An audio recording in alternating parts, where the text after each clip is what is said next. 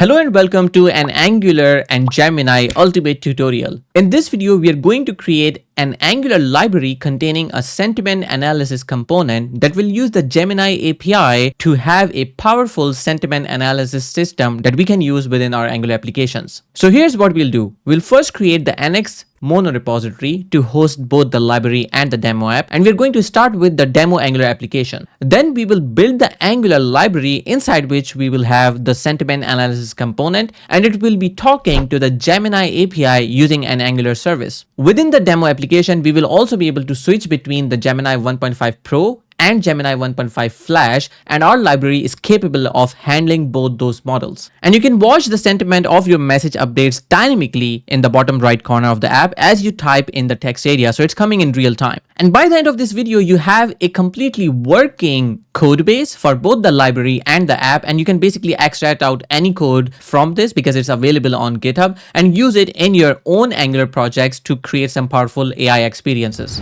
Alright, so first of all, if you have not followed me on GitHub, you can just go to github.com/snayas and join the 1100 plus people who are following my work there. With that said, we are going to start with the first command, which is we are going to create an NX workspace and we are going to take it from there. But even before I go there, I want to discuss the approach because it's always better to just, draw things out, plan things before actually coding something. So what we are going to have in this video is an NX workspace, which is going to have an Angular library, which will have a sentiment analysis component. And then we'll also have a service to interact with the Gemini API. Finally, we'll also have a demo Angular application, and we may or may not have the Nest.js backend app. I think we will not have this, so I'm going to just remove this. And the idea would be to have something like this in the demo. So we should have some text, and then it should show us the sort of kind of sentiment. It's a negative or positive, but then it will also show an emoji alongside it, which is going to make it super interesting. So we're going to start with the workspace and then we'll take it from there. So if you go to the documentation of NX, you can see the command, which is npx create NX workspace, and this is what we're going to start with. So I'm right now running a Ubuntu with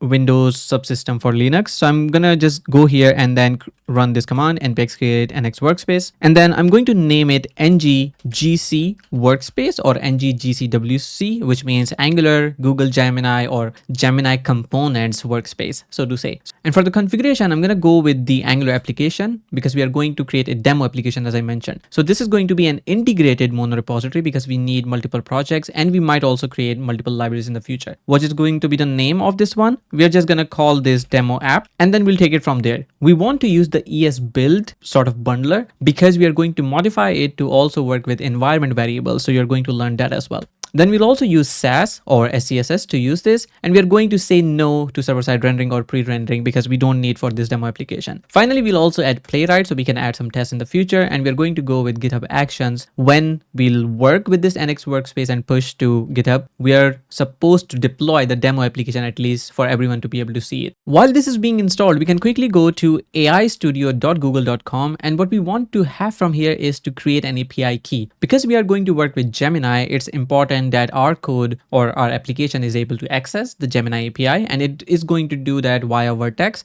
and we are going to use the JavaScript SDK as well. But the most important thing is to get an API key. For this, you might want to set up a project within your Google workspace, and then you can create an API key. For example, when I click here, you will be able to see that here I can say create API key, and then this will ask me which sort of project do I want to use it with. And I have multiple projects that I'm working with, but this particular one, Multiversity, has a couple of APIs that I am already using. So you can also click here, show projects in my organization, and here you should be able to see, for example, the API keys as well. So what you want to do is to create an API key so you can copy it and paste it later on, but I'm gonna do that in just a bit. Apart from this, we also want to go and say JavaScript or Gemini JavaScript SDK, and you will see this GitHub repository. And if you scroll down, you can see that you can install this as a npm package. And once you have that, you can use the code that is defined here. But the immediate thing that you see here is that it requires the API key right here, and that's why we need to create it. Now that my app is created, the first thing that I want to have is to be able to have my application have an environment variable that I can use later on in my library. So if we go to Exalidraw again, this is how it's going to work. We need to have the Angular library using the Gemini service, which will use the Gemini API in this case, the Google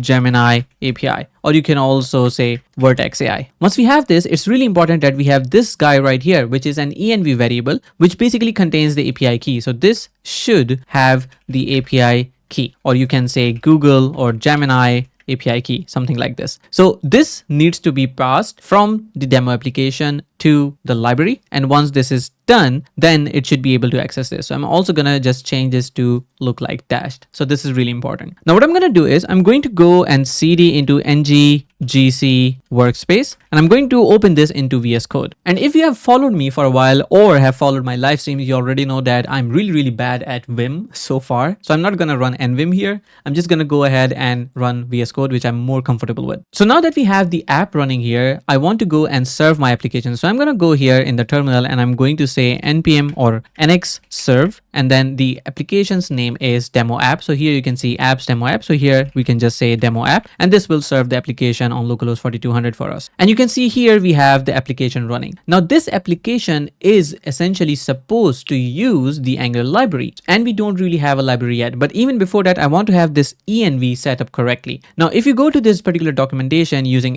environment variables in Angular applications, you will find a bunch of things here. The most common one is to have a TypeScript file in which you can define your own variables. The other way is you can essentially put them inside the project JSON or the NX JSON. This is not really recommended because you end up sort of pushing your secrets into your code repository, and that is not a really cool thing to do. So what you can do in sort of a nutshell is to have this as an environment variable, which you can have from the process.env object. So what we're going to do is if you scroll down, you're going to find that we have several options for this one, but I want to go with this using a custom ESBuild plugin. And this is really important because when you do this, you're essentially able to take out the environment variables from the node environment and then put them into your Angular application, and you can use that. So it comprises of a couple of things, but I'm going to go through this very fast. I'm going to actually use this whole code. So if you see here, we have apps, the app name, plugins, and then the variable name. So I'm going to just create this quickly. So we're going to go to app demo app, and here we are going to create a new folder, plugins, and inside that we can say something like env-var-plugin.js. I'm hoping that was the name, but I'm going to just copy paste this and see if it works. Now that we have this, I'm going to replace this my org with ngGC or ng_GC. So any environment variables that are prefixed with this one, we are essentially going to copy this from the environment variables and put this inside the application. So once we have done this, we can quickly go ahead and do one more thing. That is, inside our project JSON, we need to go and add this plugins array as an option. And this was a bit tricky when I was trying this for the first time. What you need to do is you need to go to the project JSON, and here you need to add that to this build and inside the options. If I go ahead and do this, put the comma here, save this, and I try to run my application again, let's see what happens. There we go. The ultimate doom that we as developers always get. Now here you can see the data path must not have additional properties, plugins, which means it says you can't really use plugins here. What the heck are you doing? And the reason for that is we are using the executor by default that NX provided us, and that uses Angular devkill build Angular application. We don't want this. If you go to the documentation again, you can see that this one uses the NX Angular application, and this is the profound thing that we need here. Now, one of the things that you'll also see is when we work with the ESBuild, we also need to update some things. So for example, if I scroll down here, I don't think this is right in this particular documentation, but if I go to incremental builds here, you should be able to see when we are actually moving from ESBuild or the default one that NX provides to something else, what we should do. So if we want to go with, for example, the ESBuild one, so here you can see we are using NX Angular application.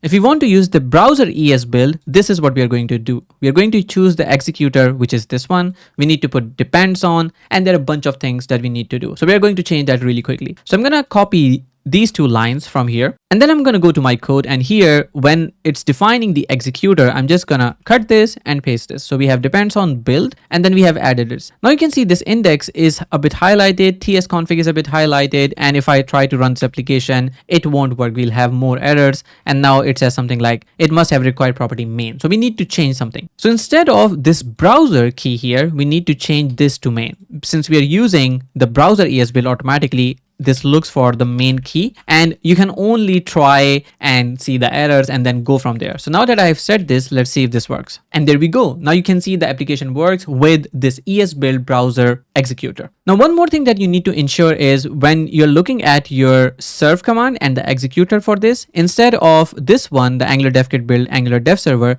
you should be using NX Angular dev server. So they're essentially looking like this. You have the serve with this executor, and then you have the build with also NX Angular but browser ESBuild. So ensure you have all of these, and you can run the build command and the serve command to ensure everything works as expected. And now you can see here we get an error, and that is because the apps my app plugins env variable doesn't really work because it doesn't exist. We do have the apps, but the app's name is demo app. So here we need to fix our plugin. So here we can go ahead and say this is going to be demo app, and you can immediately see how foolish it would be for me to think everything works if I did not change the serve executor, because only then I got this plugin error. So it's super weird, but yeah, we are programmers, we are used to it. Now when we run this, let's see what happens. There we go. The app works, and this essentially shows if I refresh here, the app works perfectly. Now we need to just see if the environment variables are accessible. So what we are going to do is essentially two things. One, we need to create an env file here. So we can go inside demo app, and here we can say, for example, .env. And if we look at our plugin, the plugin expects us to have ng-gc. So here we can say ng_gc_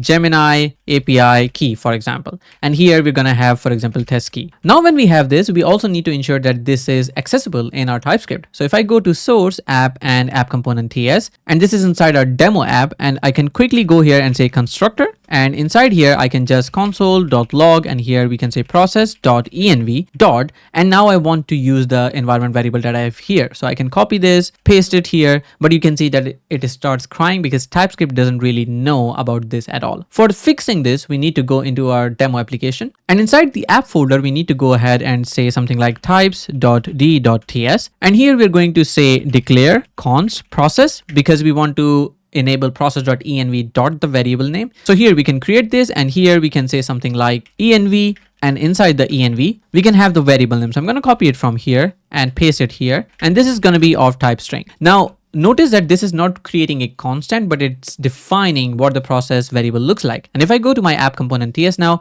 you can see that this seems fine because now TypeScript understands that this is available in this application. Now, if I go to my application and go to the console, you will be able to see that we see undefined here, and that is coming from the app component ts. And right now I'm not really sure why don't we get this. So we have ng-gc Gemini API key. If I go here, that's the same one. I can save this. I can also go to my plugin and ensure that my plugin works as well. So if I go to my plugins here, env var plugin.js, it's ng_gc, looks like it. And I can also put here a console log just to see if I can see the env vars here. So json.stringify, and here env vars. Now I'm going to restart the application. So if I run the app again, it should run the plugin, and we should be able to see a stringified value of it. And here you can see in the console, we do see ng-gc Gemini API key, test key, which means that it's picking it up, and it's also setting this to the process env variable as well, which is good. I'm going to remove this console for now, which means if I go to my application, I already see the value. So this means there was some sort of caching issue or something else, but we can see the environment variable here. So the next step for me is to use the API key inside this env file, and then to never open this file again, so you don't get to know the API key that I have. So I'm going to go to my AI Studio here, and from the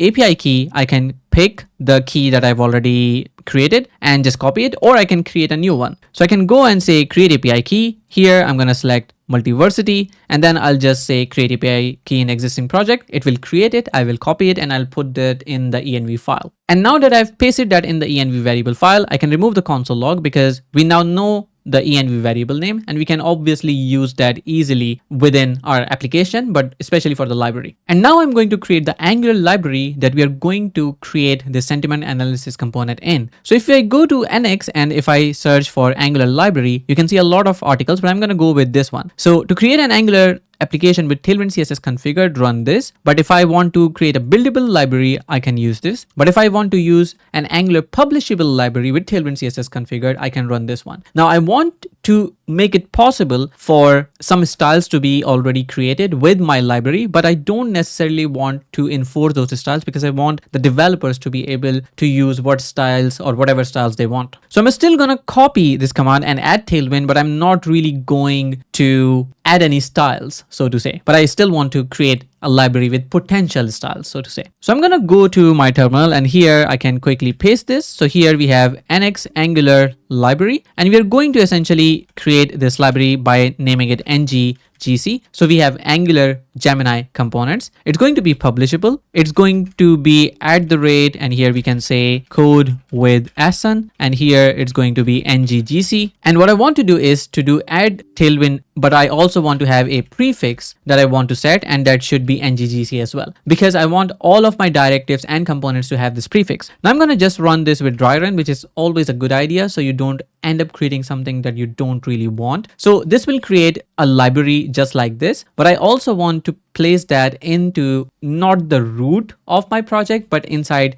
the libs folder. So I'm going to run this command with also the directory. So here I can say directory, and here I can say this is going to be libs and then NGGC. Let's run this. Now you can see it asks where should be the project. So this should be NGGC, but it should be inside the root /libs and /NGGC. So I'm going to use the as provided one.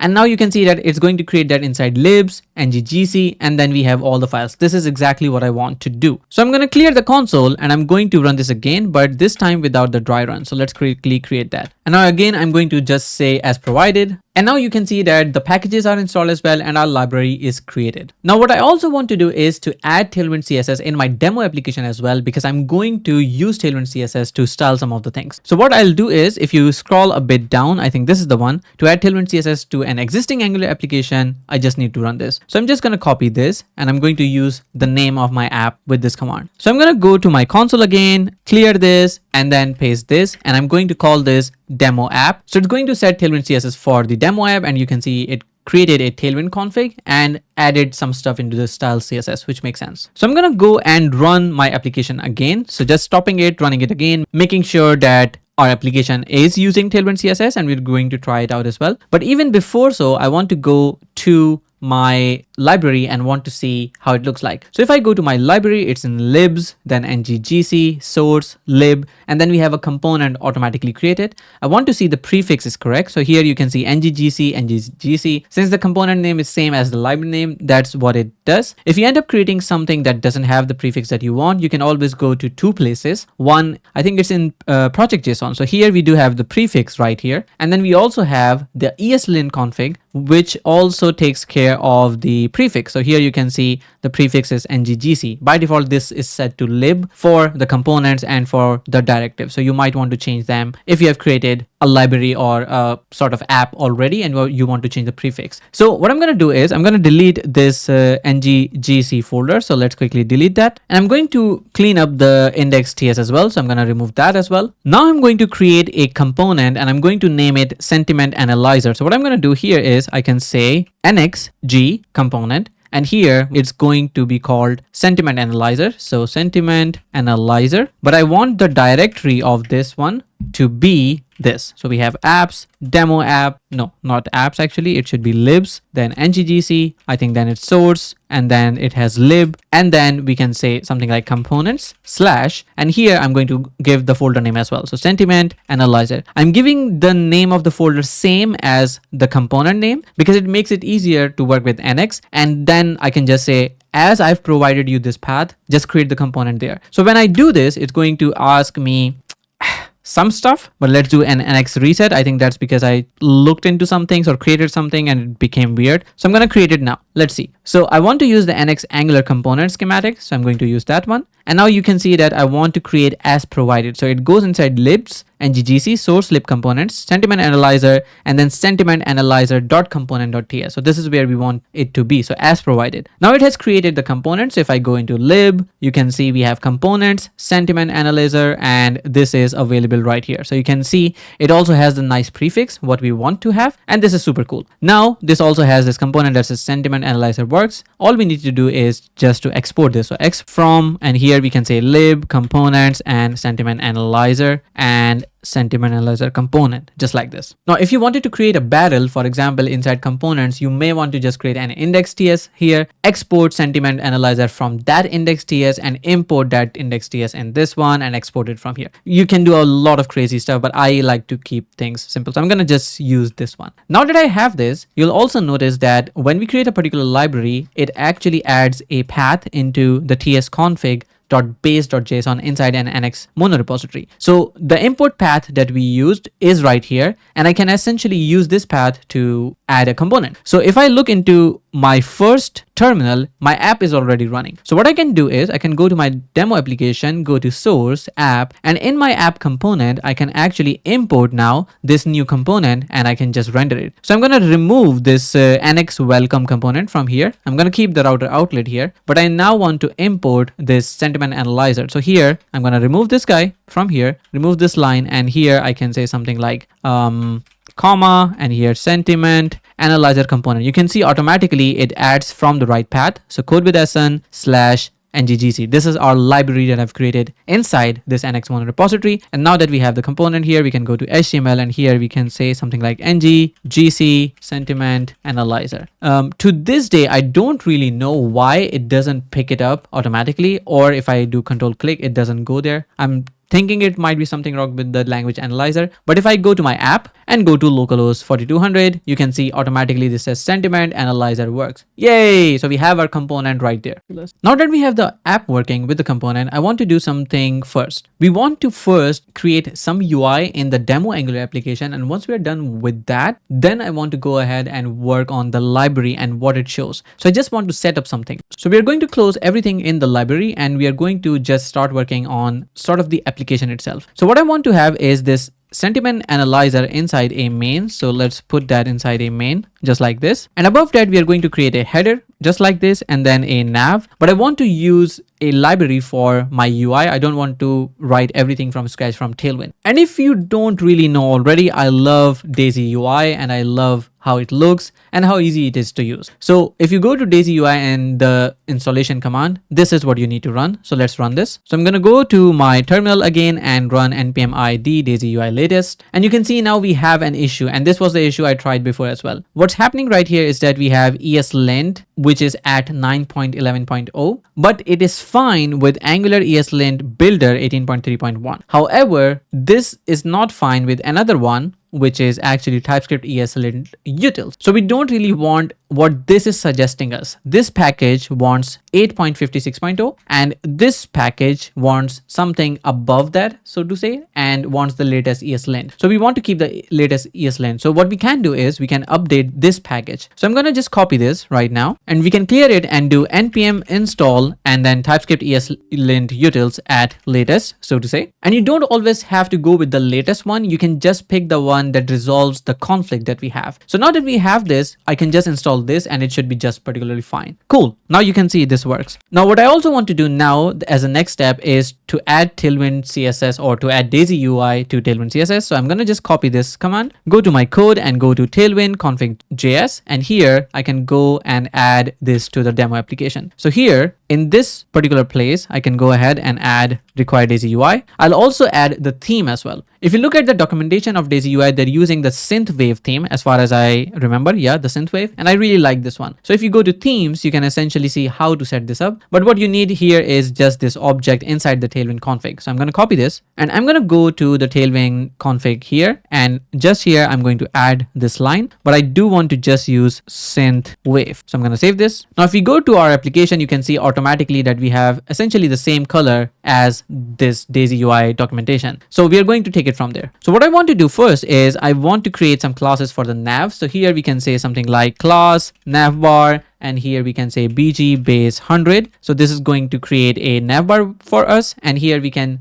just add a text. So here we can say class button ghost, and here we can say text XL. And inside here we can say something like Angular Gemini demo app. Let's save this. And you can see here we have this nice little header, and I would rather go ahead and add some classes like margin X set to auto. The maximum width can be 3 XL and the padding of 8. So we have some sort of spacing. And now you can see we have some spacing from the header versus the actual content. And you can see the content is centered because it gets a max width of 3 XL, so to say. Now that we have this, I want to have a text area which the sentiment can be applied to. So let's create one. So inside the main, I'm going to first create a particular form that we can use here. And the form will have some classes, for example, form, relative, we have grid calls one. So just creating a really simple form, but we are also going to make it possible to expand a bit. And this is going to also have MD grid calls 2 and then a gap of 4. So I want to quickly go here and say text area, and here we can also say a class, and we can go ahead and say this is going to be a text area. We can also say width full and border 2 and border base content. If I don't do border based content, let's see what happens. And here we can also add some sort of placeholder, for example, which says type something to analyze the sentiment. Let's save this. And now you can see that we have this particular text area, and then we have this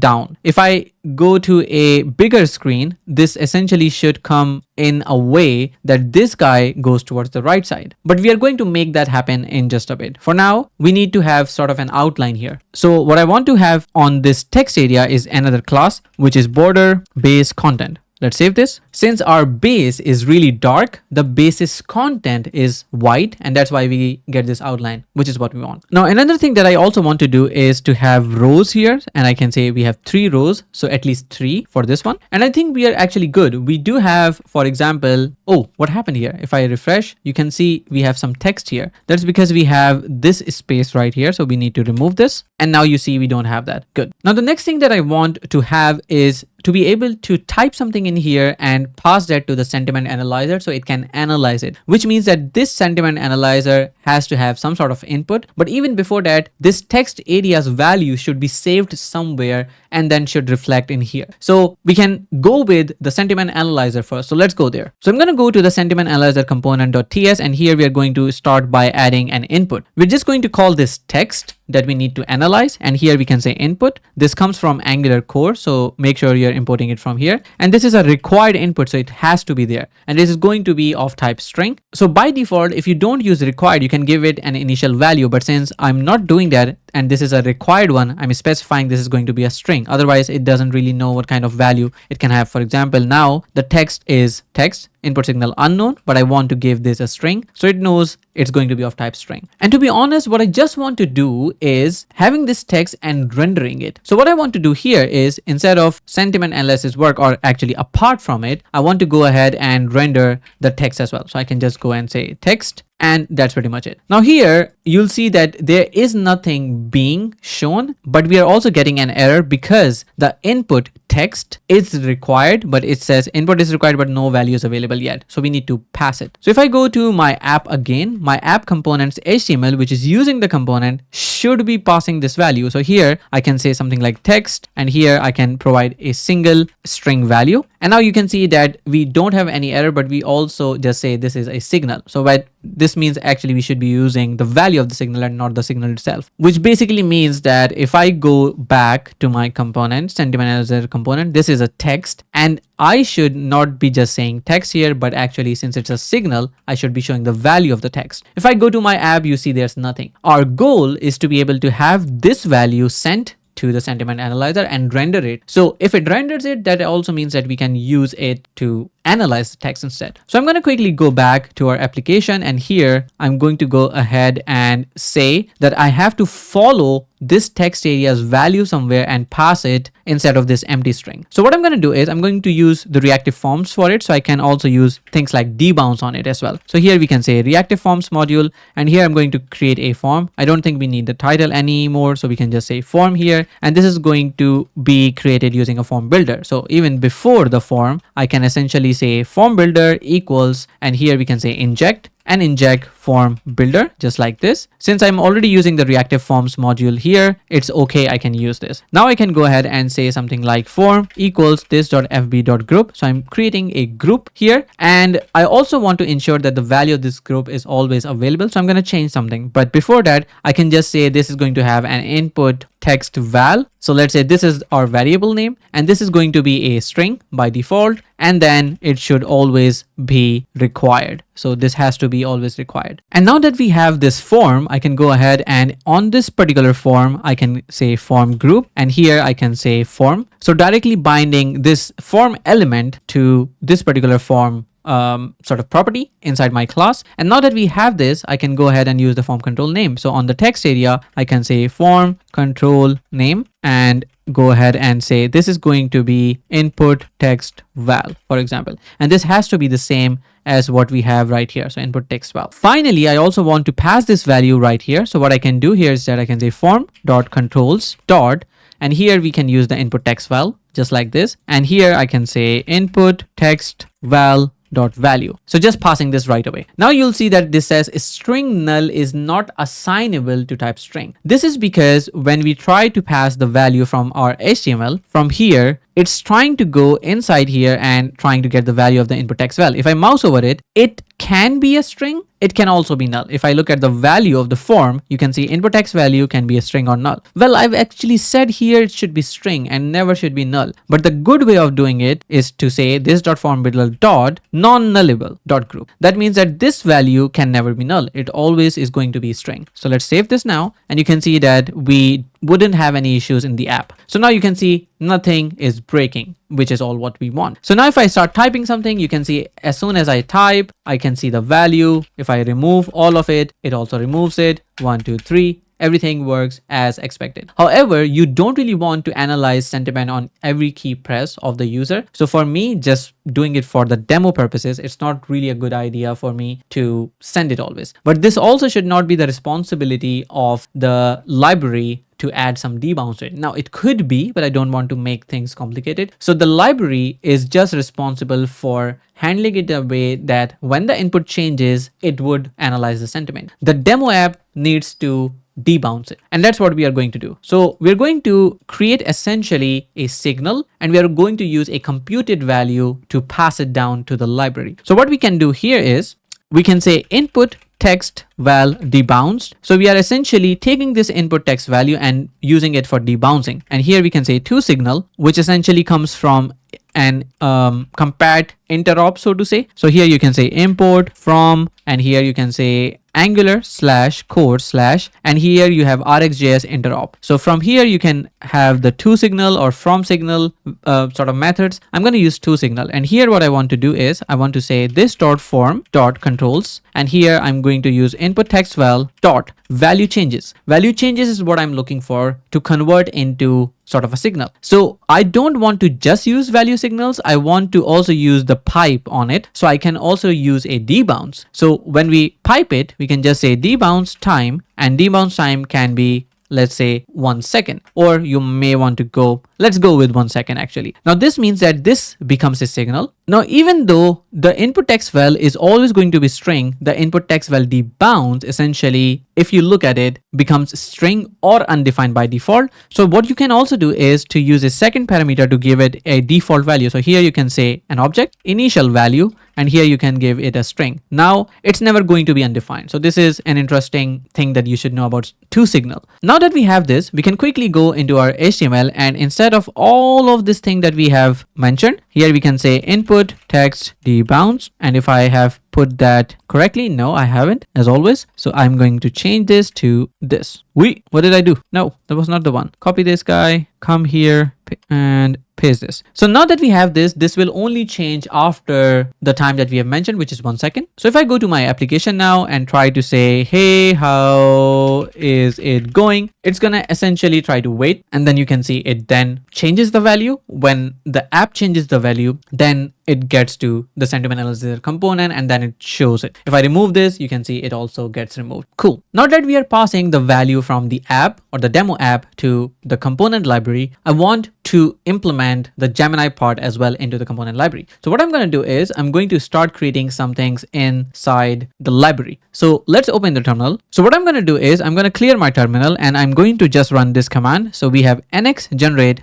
service, services/Gemini, project is nggc, and dry run. When we run dry run, we can essentially see where this is being created. So we have libs, nggc, source, lib, services, Gemini service. This is where we want it. And you might notice that we have just said services/Gemini because this schematic NXG automatically generates the app or whatever you're trying to create, essentially a service, inside the lib folder. So I just need to say services.Gemini, and then it goes inside lib and then services/Gemini. So I'm just gonna go ahead and do this without the dry run. So we have lib, services, and then Gemini service right here. Cool, super cool. And now that we have the Gemini service created, I can remove the constructor, but I'll also now go ahead and use the Gemini SDK for JavaScript in our project. So if you go to the documentation, you will see this command, which is npm install Google Generative AI. So let's do that. So I'm going to quickly go here and run this. And now that this is installed, I'll also restart my server just for the sake of sanity. Cool, everything seems to be good. So I'm just going to close this. And now I can copy paste some code from here. And inside here, I want to have the Gemini SDK created or started, so to say. So if I create a constructor here, let's see what I've copied and what the value it contains. So here, if we look at this, you can see that we are requiring the Google Generative AI. We don't really want to require it. We can essentially do import. So let's do import from, and then we can use the package name just like this. If you look at this code, you can see that we have this issue with process not being defined, but we don't have to worry about this because this is not supposed to be like this.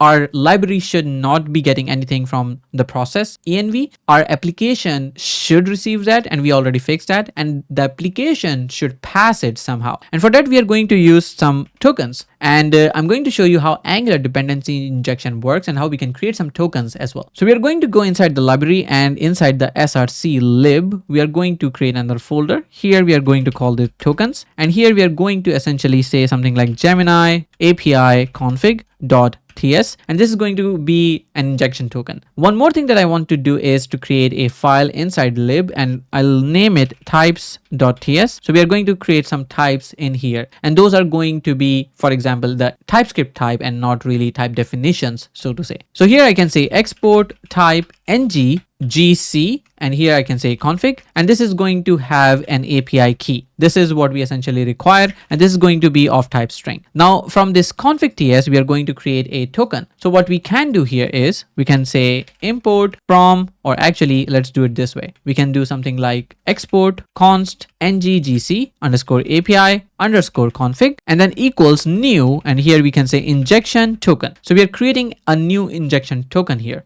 And this is going to be called the same thing, nggc API config. So this injection token is supposed to be of a particular type, and that type we already defined in types TS. So this is supposed to be of nggc config. Now if I mouse over this, you can see that this is an injection token of type nggc config, and now this is supposed to be provided from the app itself. Now what we can do is in the Gemini service, we can go and inside the constructor, we are going to, or before the constructor, we are going to inject it. So we can say something like Gemini API config equals inject, and now we are going to inject the token. So here we can say nggc API config. This means that we have config available here, and if it's not the case, then we are going to throw an error. So here we can say if not this dot Gemini API config dot API key. If the API key is not here, we can just say throw new error Gemini API key not provided, for example, right? Now I can just save this. Now we're not really using Google Generative AI at the moment, so I'm gonna remove this for now. And the next thing I want to do is I want to use this service inside my component. If I go to my app now, you'll see that there is no problem. I can type something, wait, and it shows up. But as soon as I start using Gemini service in my sentiment analyzer component, it's going to start breaking because we are not providing the Gemini API key yet. So what I want to do here is I'm going to go to sentiment analysis, and here I just want to inject the Gemini service. So I'm going to say Gemini service equals inject Gemini service. And now if I save this, it's going to start crying because now you will see the error. So here it says injection token nggc API config. There's no provider for injection token, and that's why it fails. So even without that check in the constructor, because this is dependency injection, it fails. And I don't know why I forgot about that. So this is gonna crash even before this in this particular place, right? But we still need this particular check, because if we have a config, but it does not contain the API key for some weird reason, for example, the environment variables didn't show up correctly, then we still want this particular check to work. And we'll look into that in just a bit. So what I have to do now is to provide this from the app itself. So I'm going to close everything from the library, and now I'm going to go to the demo app, and from here, source app, and from this component, I can provide it, but I'm going to provide it in the config level. So if I go to config, I can go here and say provide, and now I can use the value from here, or it's not provide actually, it's going to be an object where we can say provide, and here we need to say ng gc API config. So this is the sort of token that we want to use, but here you can see it's importing directly from libs. This is not what we want. We want to import from the code with sn / blah blah blah path, and this is coming directly from the folder because we are not really exporting the tokens yet. So we need to go into our index.ts, and here we can say export asterisk from, and here we can say lib tokens / Gemini API config, for example. Now if I try to use the same thing, you can see it imports from the path that we want, and this is important. So now it's going to import it from here, and now I want to use a value here, and the API config should have a value, and the API key should be here. So this has to have an API key, and this should be something like this. Now in this case, I'm providing this, so we will not get the dependency injection error, but we'll get the other error. So if I go here, you can see now we get the right error, which is Gemini API key is not provided. This is coming from the service. So it gets the Gemini API config, which is, if I refresh now, you can see that it is coming from the app, but the API key is just empty. And that is because we have set this to empty. Now, instead of this, I should have my actual API key coming. So since this is the app, not the library, I have the possibility to use process.env.ng Gemini API key. This is coming from my env file, and the environment variable is already there. Temporarily, I'm going to remove my actual Gemini API key and put some fake API there, just to show you that now the value should be coming from the env file to the app and to the library. So let's check it out. Fake API key. And here you can see we have set this fake API key right here, and I'm going to also restart my app now. And if I refresh my app now, you will see that putting the breakpoint in Gemini service, the Gemini API config is fake API key. This is coming from my env file to my app, and from here it is being passed as an injection token, which actually ends up being in my library in the Gemini service right here. So we get the config, we get the API key, and the API key now is available inside this variable. So I can make API calls to Gemini now from this point with the fake API key, but actually I'm going to use my real one. So I'm going to update the env file now. Okay, so I've updated my env file, and if I go and refresh the application, you see there's no error, which means that my API key is working. Otherwise we would have gotten that particular error. So now that we have the API key flowing from the env to the app to the library, we can essentially do some sentiment analysis. So we are going to add some code here. So first of all, what we want to do is we want to have sort of the generative AI model here. So what we can say here is we can say gen AI. So creating a generative AI object here or instance here. And this is going to be of type Google generative AI. And in the constructor, what we can say is this.gen AI equals new Google generative AI. And this requires us to pass the API key. So here we can just say this.Gemini API config.API key. So once we pass this, we have this gen AI variable available in the service, and then we can just do analysis. What I'm going to do now is I'm going to create a function named analyze, and this is going to have the text that it can accept, and then it's going to be of type string, and then we just need to provide an analysis back. So I'm going to do this a bit faster. I'm first going to create a prompt that we need to pass to this generative AI model, and then to get some results back. And this is the prompt that we have created. We have said that you are an expert sentiment analyst, and I want you to analyze the sentiment of the text I will provide to you, with a rating from 0 to 10 in terms of intensity of the sentiment. So it can be anger, happiness, sadness, and it can be from 0 to 10, defining what kind of intensity of sadness or happiness it is. And then it will also add an emoji for the particular rating, right? The sentiments can be positive, happy, appreciative, etc., or negative, toxic, vulgar, etc. So we are letting Gemini decide what is going to be the sentiment. Instead of just saying positive or negative, it can say it's toxic or confused or something else. The response should be stringified JSON in the following format. Now we are specifying to it what kind of response we want, and we are specifying a JSON format for it so it can basically provide to us, and this makes it easier for us. Once we have that, we say this is the text, and then we provide the text that we have sent to analyze to Gemini, and this is how the prompt should work. And again, you have the access to this code on GitHub, so just copy it, modify it, do whatever you want to do. Now when we analyze, we need to get the model first, and I want it to be a bit dynamic, but I want to hard code for now. So what I can say here is const model equals, and here we can say something like this dot gen AI, and here dot, and here you can say get generative model. This is what we want. Now we can pass this an object, and here we can say model, and the model is going to be, for example, Gemini dash 1.5 dash flash. This is what we are choosing for now. And you can find all of these when you go to the Google AI Studio and you try to create a new prompt. You can see the names right here. So it's Gemini 1.0 Pro, Gemini 1.5 Pro, blah, blah, blah. And you can use all of those. For this particular demo application, we are just going to use 1.5 Pro and 1.5 Flash, just two of them. But I am going to start with Flash for now. So this is the model that we have generated. Now that we have the prompt ready, I can say const result equals, and we can say something like await, but for that I need to also go ahead and do async here, and then we can say await model dot generate content, and this requires an array that we can pass the prompt that we have in. And again, remember, the prompt contains not only instructions, but it also contains the text as well. So it's sending everything to Gemini. When we have the result back, we can just use that and parse it. So we can say something like, for now, we can just return it. So we can say something like return result dot response dot, and we have text, which is essentially a method that we can use, and this returns us a string, and that's what we want to return. If I just do this, now I have the Gemini service actually talking to Gemini. So from here, what we want to do is whenever there's a change in the text, we just want to call the Gemini service and get a sentiment of the text. So here, the easiest way for doing this is an effect. And I don't want to use computed. There have been so many discussions about, you should not use effect, but there's some cases where you want to use effect until we have a better solution from the Angular team, or we have some sort of reactive asynchronous signal computation or something like that, or effect, whatever. So I'm just going to use effect for now. And this is supposed to be coming from Angular core, but I want to first create a constructor here. And then inside that, we have the effect. So this is going to come from Angular core. And this effect essentially is supposed to do this dot Gemini service dot, and here we do analyze, we do this dot text. And remember that since text is a signal, whenever this changes, the effect automatically triggers because we have this signal right here. So this is going to just do this, do a then, get the result back, and we are just going to have it console log it. So we say console.log result. So if I do this, save this, let's see what happens.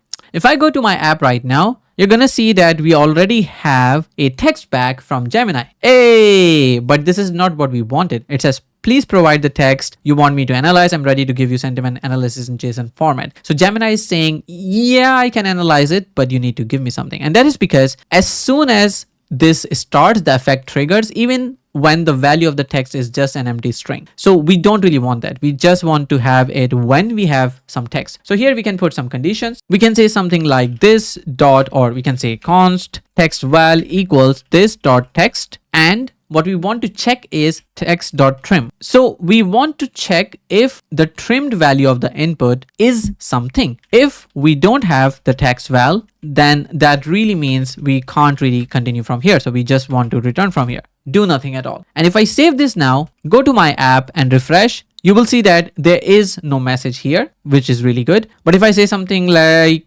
today, the day was great at the amusement park, for example. Now, even if I have mistake here, you can see that it returns me the information. However, it's really important to analyze that the text that I'm getting back is not a JSON. It is some text that has this written in sort of a markdown-ish format, but this is not a JavaScript object. So if I look at this right now and say, for example, it was worst at the amusement park. If you have a look at this, you are going to see the result is a string that essentially gives us this. So disappointed, rating is 7, emoji is sad, category negative. So what we want to have here is JSON response. And if you look at the documentation from Gemini, you will find there are options to tell the model to respond with JSON, but I can give you a quick sort of path to it, and that is just go, and when you're generating the model here, we can essentially go ahead and say something like generation config, and here we want to have MIME type or MIME type, which is response MIME type, and here you can say application/JSON. Now instead of returning a string, it's going to give us JSON. So if I try this again and say this sucks, let's see what happens. And now if I look at this, you can see that this is no longer the same string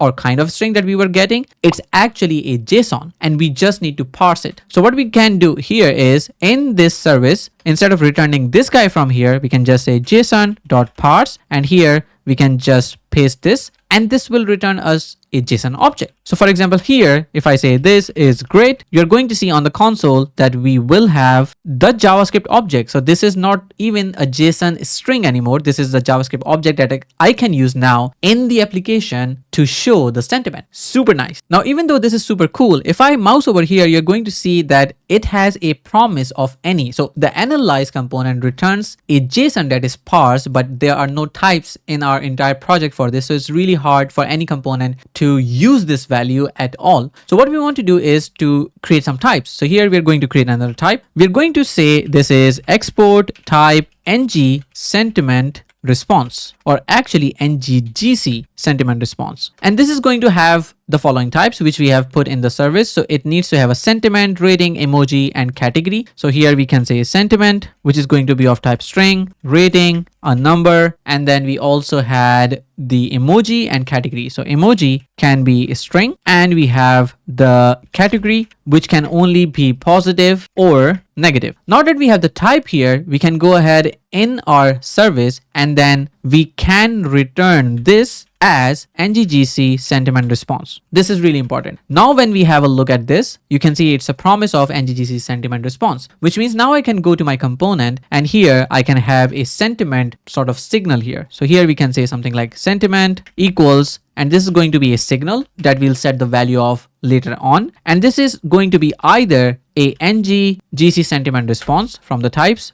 or it's going to be null. And I just see that I have a typo here. So maybe not responsne, but actually response. Thank you. Now, since it's this value, I want to set null by default. And there we go. We have a sentiment right here. Now what I want to do is I want to say when we don't have a text value, we set the sentiment to null. So we say this dot sentiment dot set. We basically set this to null. And when we have gotten a result, since the result type is NGGC sentiment response, which you can see right here as well, we want to set this to this dot sentiment dot set, and we have the result right here. Super cool. And let's save this now. Now that we have this in the sentiment signal, we can essentially just use this right here. So instead of showing the text here, we can essentially, or we can actually show the text here as well. So here we can say something like text, but down below. And here, instead of showing text, we can show something like maybe the sentiment that we have. And then if the sentiment exists, then we want to show the sentiment. Okay. So if we save this, go here, and then we can refresh this. One of the things that you see is writing to signals is not allowed in a computed or an effect by default. So in this particular case, should I actually have the sentiment somehow set in this particular situation when I'm running an effect? I believe yes. And that's why I'm going to allow writing to the signals and going to say true for now. Now that we have this, we can simply say this was great. And if I do this, you can see it says this was great and this was great. Now, I want to see what was the response that we got. So if I look at sentiment.set result, cool. If I look at there, we have sentiment.sentiment. Interesting. I also want to then console log it so we don't miss the site of it. So result, let's see. So this was great. What does this return? So it returns sentiment. This was great.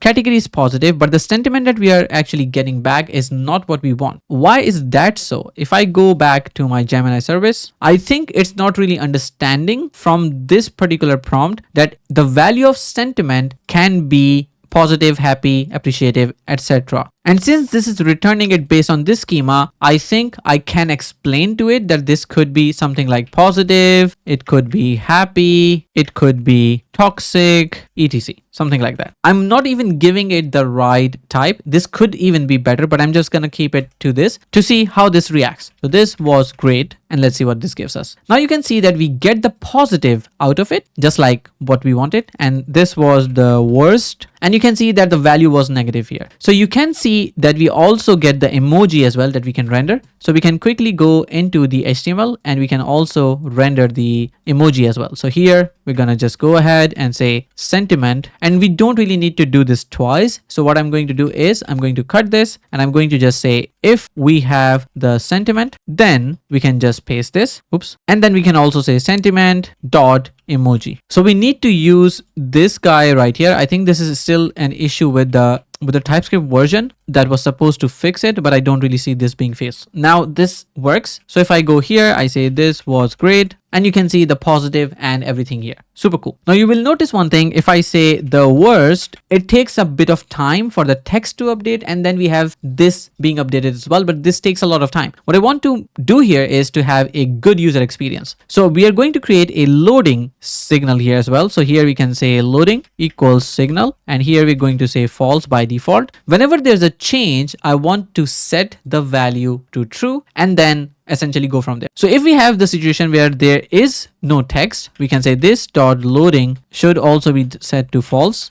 just like this. And then once we have the result, this dot loading dot set should also be false. But just before this dot loading dot set should be true. So let's save this. Now if I say this was great, you can see that we have the text here and then we have positive here. But I also want to use the loading as well. So I'm going to go to my code here and I'm going to say if the sentiment exists and we don't have the loading value. So if the loading is false, then we show this particular thing. Otherwise, we can say if we have loading set to true, then we just have a p tag that says dot dot dot. So if I save this now, go here and say what a bad day. You can see immediately we get the dot dot dot and then negative. What a great day. And you can see here. So during the time it's trying to analyze the sentiment, we're going to see dot dot dot. Super cool. Okay, now I'm going to remove the text because we don't really want to see that anymore. But what I also want to change is what the sentiment looks like for now. So for example, this is great, which means I see a dot dot dot, but then I see positive. I want to put this on the right side. If you remember from the Xali draw, this is essentially how this should look. So I want to make it look like this. So I'll put this in and I'll make changes in the application. Now, in order for us to identify the application that there is a sentiment that is positive or negative, we can do a lot of things. For example, this particular component that we have right here, the sentiment analysis component, this can tell the app via an output that the sentiment has changed and now we have a value. Another way could be, which is an easier way, I think, is just styling the sentiment analysis component from the demo Angular application. That's what I'm going to do. So that means that if I look at my code of the app component, we already have a main, we have a form, and then we have this sentiment analyzer. If I can just change this to look like a badge, green or red, based on this element itself or an attribute on it, that's the easiest win for me. If we go to DaisyUI, we do have a badge component that we should be able to use, which is right here. And we can pick the success, the error one from here, as you can see. So we should be able to just use them. So what I'm going to do is I'm going to just copy these, but later I want to first enable it so we have the attribute on the HTML. So I'm going to go to my sentiment analyzer component, which is this one, and I'm going to go to the TypeScript file and I'm going to add sort of a host binding to it. So here we can say host binding, and here what I want to say is to have an attribute, and here we can say data dash sentiment, right? And here I'm going to make this a getter, so get, and here we can say sentiment attribute. You can give this any name, but I'm just going to use this as a getter for now. And here what I want to do is I want to return this dot sentiment, and I can send the sentiments value from here and I can give the category. It's either positive or negative. So I just want the green or the red one. And I want to use the category if it's available and if the sentiment exists and is set. Otherwise, I just want to not have anything or say loading, for example, but I want to do it in a few parts. So I can say here, if we have this dot loading, right, then we can return the value loading. Otherwise, we can return the sentiment if it exists, for example, or we can just put null right here. Now, if I go to my application and go and check the element itself, you're going to see that just below the text area, we do have sentiment analyzer. It has no particular attribute yet, but if I say this is great, let's see what happens. You can see here the sentiment was becoming loading and then positive, as this is positive. If I say the worst, you can see loading and then negative. Yay. So now that we have all of this, we can actually style it. And I'm going to make it quick. I'm going to go to my app component because the library doesn't style it, the app does. So here we are setting NGGC sentiment analyzer, right? If that's the component that we have, it applies badge to it, right? If the data sentiment is positive on this, we have badge success. Otherwise, we have badge error. So let's save this. Now, if I say this is the worst, let's see what happens. You can see that it styles it correctly and we have the negative emotion right here. And here, if we say the best, there you go. You see the positive one. But what happens if I remove this? You can see that the badge came in and went away. In this particular case, you can see that there's no attribute to it. So that's why you don't even have the badge class on top of it, because we are returning null in that particular situation. Alrighty, so if I go here, you can see in the network tab, when I show you the requests, I can say something like, did you get hit in the head as a child? Something a lot of people might have said. So you can see this is toxic, not really cool. You can see we are making an API call to Gemini 1.5 Flash generate content, but we also want to change it to maybe also use Gemini 1.5 Pro or some other model as well. So we are going to enable that now, but we are also going to style this so this is on the right side. So what I'm going to do is I'm going to go to app component.html and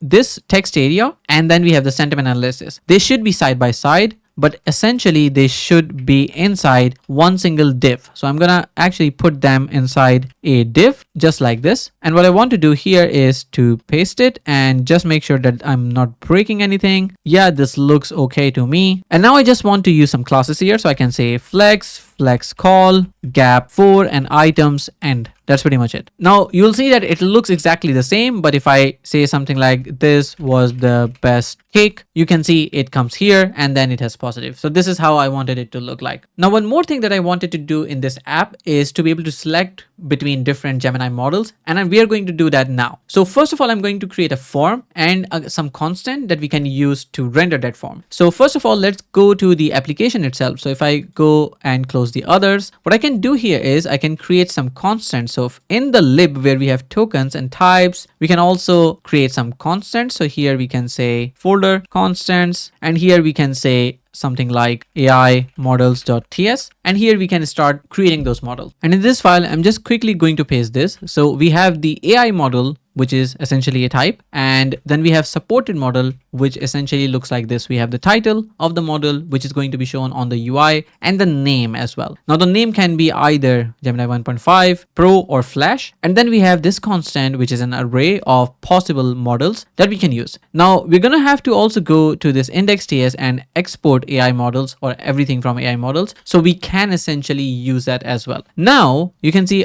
I only export this particular thing from here, so we can use that in the UI. So we're going to go to our application now, and we are going to essentially go here, and we can say something like models equals, and here we can say GC supported models. If I just look at this, you can see that we have this as an array. And now that we have this, we can just render this. So first I'm going to just create a div here because I do plan to add some more stuff, but I'm just going to paste this flex box here as well. So here I want you to see the code closely. First of all, we want to have a select element, which essentially has these classes. So we have select, bordered, and you can essentially copy this from here. So if you go and try to search select, you will find it in the DaisyUI documentation. And I think I picked this one, select with border. So you can just copy paste this one. And then we have the first option, which is disabled. Selected says select a Gemini model. And then we are doing model of models using the for loop. And we're just tracking by model name because that's unique. And we can just render this. Now this form control name named model does not exist. So if I save this is going to crash. And if I go to the app, you can see that we don't have this. And we also have an unexpected closing tag as well. So if I come here, it's probably somewhere around here. Yeah, towards the right side of it. We don't really want this. So let's remove this, save this. And I think this should have said that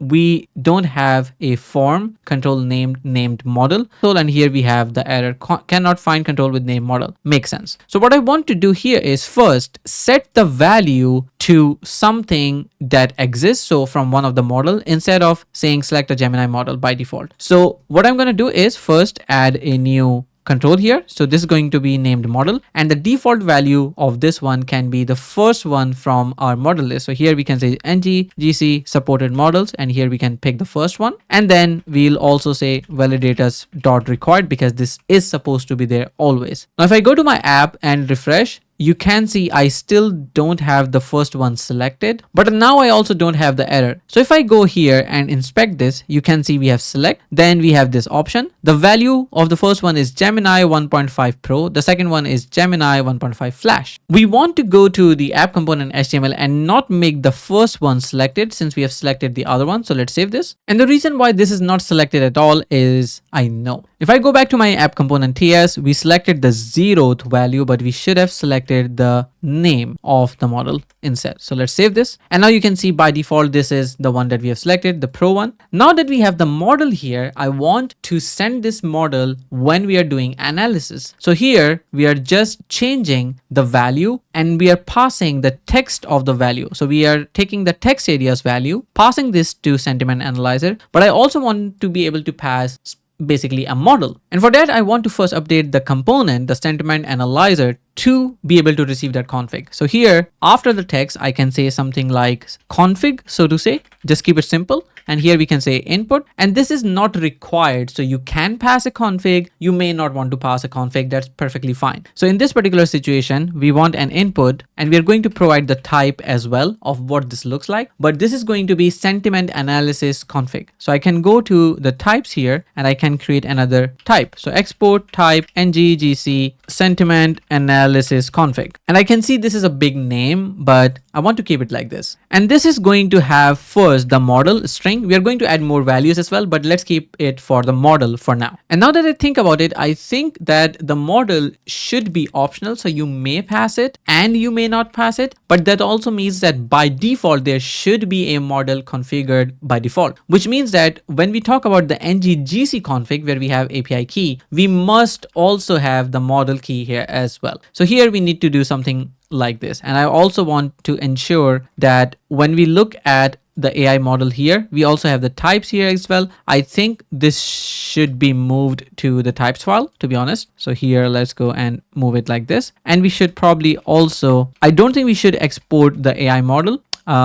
Supported model, maybe. I think we can say something like ngGC supported model, and this is our type. And here we can also say ngGC supported model, something like this. And now we are importing from the types. Finally, we want this model to actually be, if I go a bit down from here, this model has to be of the type AI model. Easy peasy. And you need to pass it. If you don't pass it, then we don't really know what kind of model we should be using in the Gemini service. Right now, if you remember, I just hard-coded this. So this model says Gemini 1.5 Flash. This should actually come from the Gemini API config that the app is providing. So here we can say that instead of this, it should be using this dot Gemini API config dot model, the model. Right now, we are not really passing any model, so it's going to start failing. It's going to crash. So if I go to my app right now, try something, for example, this is great. It will say, I don't really know which model you're actually trying to use, right? So what we want to do is we want to also have an error here, which says not,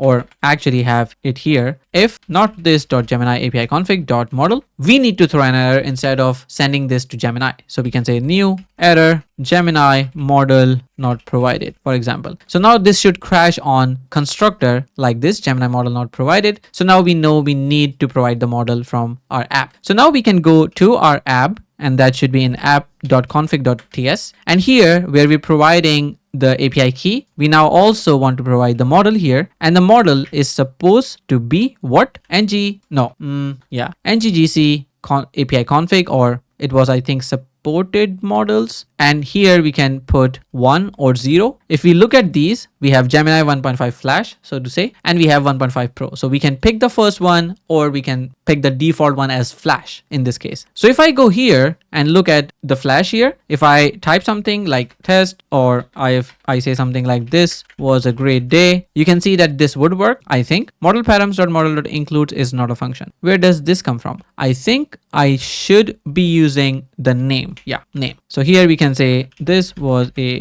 an awesome fish, and here we see the sentiment analysis working. Cool. So we are passing our model, which is a default model by default. The Gemini service uses that model by default, or it should use it at least, which is here, right? But if we wanted to have a dynamic view, for example, from our application, since the configuration can be provided, or an injection token can be provided statically, I mean, you can use behavior subject to modify it dynamically. I don't want to go into that complex of an architecture for all of this, but I have a default model that I want my Gemini service to use. But if the analyze method, when it's being used, it provides an additional config or a model, then we will use that model instead, if that makes sense. So right now we have our app, which has the possibility of changing these models. We want to pass that model when it changes. So what we are going to have here is, as a second parameter here, we will also have a config, and that config is going to be of ng sentiment analysis config. Now you could have it, you may not have it as well. And we can just put a question mark here to ensure that that is visible. Now what we'll do is, if the config contains a model, then we use it. Otherwise, we use the default Gemini API config model. This is what we wanted, right? Now that we have this, we can go to our application and pass the model that we have selected. So what we can do is, I'm going to close all of these, and we can go to our app component HTML. And in this one, we can say, now, apart from the text, I also want to pass the value of this form control, which is model, right? So whenever this changes, I just want to pass it. That's pretty much it. But since we don't really only pass the model's value, we pass a sentiment config. That is, if I go to the component, we don't really have just a model that we want here. We want a config here, and that is to be of type ng sentiment analysis config, right? This could be this, or this could be null. And by default, this is going to be null, right? So whatever config we have here, when we analyze the sentiment of a text, we also pass always the config, and this is going to be this. So the config can be of type config or null, if you understand. So in this case, if we look at the analyze, this is passing the config just like this. Why does this cry? ng sentiment analysis config undefined, null is not assignable to type. Aha, interesting. So if I go to analyze, since this is question mark, we don't really want that. We want either this guy, or we want this to be null. That makes sense. And then this also seems okay. So we are passing the config. It could be null, it could be an actual config, and this is okay. Now this config is an input. So that means if I want to go to my app and I want to say, whenever the model changes, I want to pass a new config to the sentiment analyzer component, I can just go here and do that pretty easily. I can say something like sentiment config equals to signal, and here we are going to use the same thing that we did here, but one additional thing maybe. So here we can say this dot form dot controls, and here we have input, not input text file, but model dot value changes. And whenever the value changes, I want to just send the value of the model itself. So what I want to do here, or do value changes dot pipe, and here we can say map, which is gonna come from RxJS, and here we get the value. Whatever value we get, we want to just return, just like this, an object that says model, and the value of the model is what we get from here. So it gets Gemini 1.5 Pro, Gemini 1.5 Flash, blah, blah, blah.